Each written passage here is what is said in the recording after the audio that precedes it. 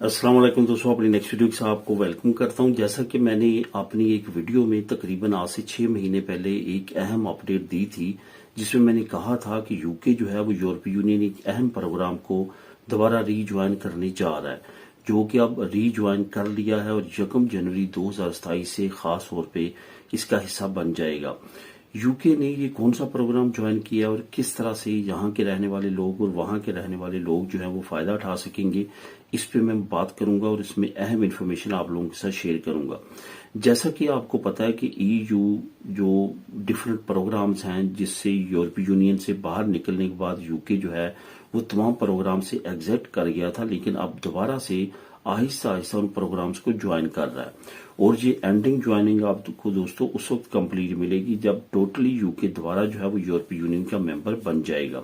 ये वो स्कीमें हैं जो कि सिर्फ और सिर्फ यूरोपियन कंट्रीज के लिए हैं और यही वजह है कि यूके जो है वो दोबारा से इसको रीज्वाइनिंग की तरफ जा रहा है। मैंने लास्ट वीडियो में आपको बताया था कि जितने सरकर्दा इस वक्त रहनुमा है यूके के,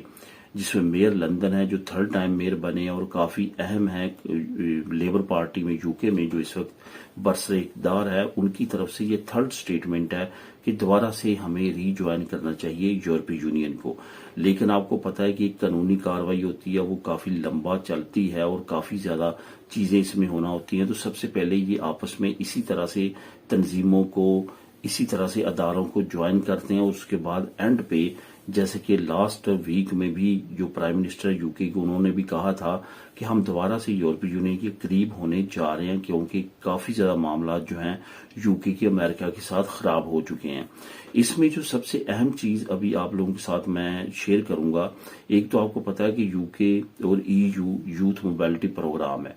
जो कि अनकरीब साइन हो जाएगा वो भी, लेकिन उससे भी अहम जो प्रोग्राम था एरिसम जो 1987 में क्रिएट किया गया था यूरोपीय यूनियन में, उसको अब यूके ने ज्वाइन कर लिया है। इसकी इम्प्लीमेंटेशन, क्योंकि मुख्तलिफ अदारे इन्वॉल्व हैं, 2 कंट्रीज 2 रीजन्स इन्वॉल्व हैं, तो इसमें भी थोड़ा सा टाइम लगेगा, जिसकी वजह से 1 जनवरी 2027 को बाकायदा तौर पे दोनों खितों के जो लोग हैं इससे फायदा उठा सकेंगे। असल में एरिसम स्कीम क्या है? एरिसम स्कीम है स्टूडेंट्स की, जो नौजवान हैं वो इससे फायदा उठाते हैं। इसमें ना सिर्फ नौजवान फायदा उठाते हैं बल्कि जो प्रोफेशनल्स हैं जो कि ट्रेनिंग करते हैं, डिफरेंट प्रोग्राम्स करते हैं, जो ट्रेनिंग के तौर पे काम करते हैं, वो तमाम के तमाम इस स्कीम से फायदा उठाएंगे। ये कहा जा रहा है कि 1 लाख तो सिर्फ और सिर्फ जो है वो यूरोपीय यूनियन के लोग जो हैं, जो स्टूडेंट्स हैं, जो इंटरनेशनल स्टूडेंट के तौर पे जा सकते हैं, ट्रेनिंग ले सकते हैं इस प्रोफेशन अपने से रिलेटेड, तो वो तमाम के तमाम लोग फायदा उठाएंगे। इसका बहरहाल मैं आप लोगों के साथ लिंक भी नीचे शेयर कर देता हूँ और लिंक भी इंग्लिश में शेयर करूंगा ताकि आप सही तौर पे तमाम चीजों को अंडरस्टैंड कर सकें। काफी अहम अपडेट है और काफी अहम कदम है जो यूके की तरफ से उठाया गया है यूरोपीय यूनियन की तरफ।